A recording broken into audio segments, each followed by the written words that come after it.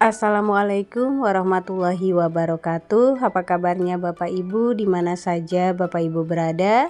Semoga Bapak Ibu semua selalu dalam keadaan sehat walafiat. Nah, Bapak Ibu berjumpa kembali pada channel YouTube Desti Hidayat.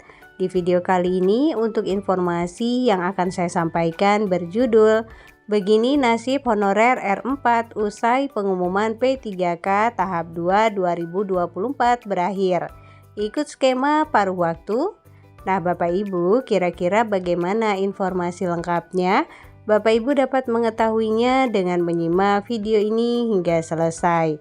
Namun Bapak Ibu, sebelum kita ke informasi lengkapnya, ada baiknya Bapak Ibu terlebih dahulu klik tombol subscribe dan juga nyalakan tombol loncengnya agar Bapak Ibu tidak ketinggalan info-info berikutnya.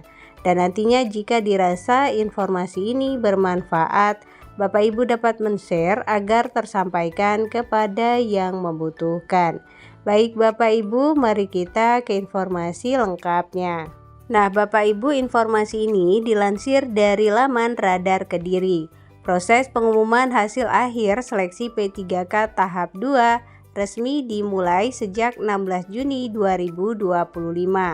Namun Bapak Ibu, kabar ini justru menimbulkan keresahan di kalangan tenaga honorer, khususnya mereka yang tergolong dalam kategori R4. Kekhawatiran mencuat karena banyak dari mereka khawatir tidak lolos seleksi. Berbeda dengan honorer kategori R2 dan R3 yang tercatat dalam database BKN dan tetap berpeluang diangkat sebagai P3K meski belum mendapat formasi pada tahap ini. Honorer R4 menghadapi tantangan lebih besar. Nah, seperti yang kita ketahui Bapak Ibu, honorer R4 umumnya merupakan tenaga non-ASN yang tidak tercatat dalam database resmi BKN. BKN menegaskan bahwa kebijakan penataan ASN tahun 2024 difokuskan pada tenaga honorer yang sudah terverifikasi dalam database mereka sesuai amanat Undang-Undang Nomor 20 Tahun 2023 tentang ASN.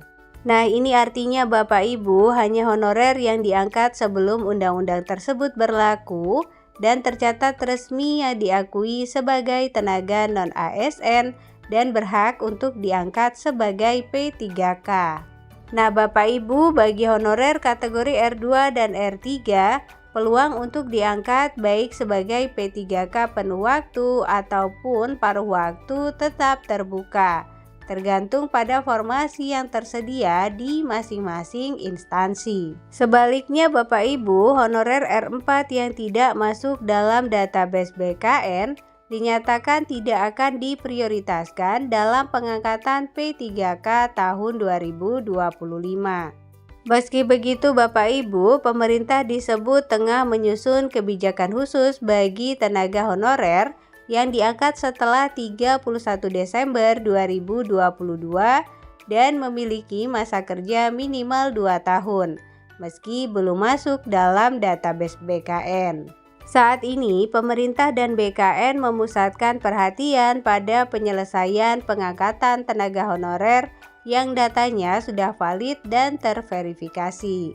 Sementara menunggu kebijakan lanjutan, honorer kategori R4 memiliki beberapa opsi menunggu kebijakan baru pemerintah, mengikuti rekrutmen P3K pada periode mendatang atau beralih ke sektor pekerjaan lain. Nah, Bapak Ibu, dengan kondisi ini, status honorer R4 masih belum jelas.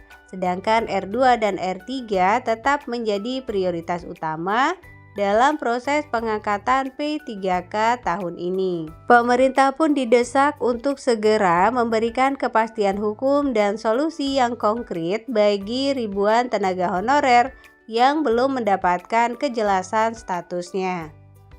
Nah, Bapak Ibu, demikian tadi informasi yang dapat saya sampaikan. Semoga informasi ini mudah dipahami, menjadi wawasan dan juga bermanfaat. Jangan lupa Bapak Ibu untuk share video ini agar tersampaikan kepada yang membutuhkan. Berikan like pada video ini, klik tombol subscribe dan juga nyalakan tombol loncengnya agar Bapak Ibu tidak ketinggalan info-info berikutnya.